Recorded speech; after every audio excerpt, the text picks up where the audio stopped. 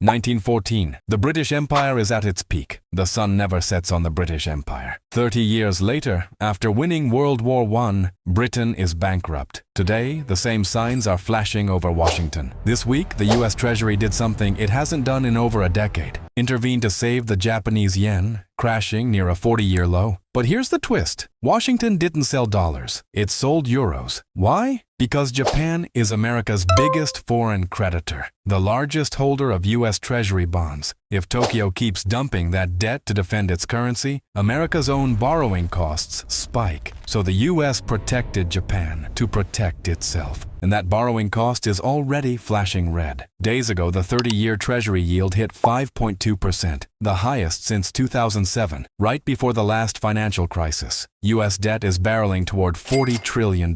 When demand for bonds drops, yields rise, and America owes more just to keep borrowing. If the world's biggest holders, Japan, the Gulf states, start selling instead of buying, that's a run on the bank. Except the bank is the US government. Sound familiar? Britain funded World War II on American loans and paid with land, handing over bases the US still uses today across Europe and beyond. The British Empire peaked in 1914. It was bankrupt by 1945. Some call 1991 the fall of the Soviet Union, the peak of the American empire. History doesn't repeat. It rhymes. Now add Iran. Operation Epic Fury has already cost near $30 billion, with 42 aircraft lost or damaged, per Congress's own report. U.S. forces are being pushed out of bases in Kuwait and Bahrain, forced to operate from farther away. Jordan, Israel, even Cyprus. Gulf allies like the UAE are quietly asking Washington for their own dollar lifeline, as the closed Strait of Hormuz chokes their oil revenue. So how long does this war go on? One old campaign line still answers it best. It's the economy, stupid.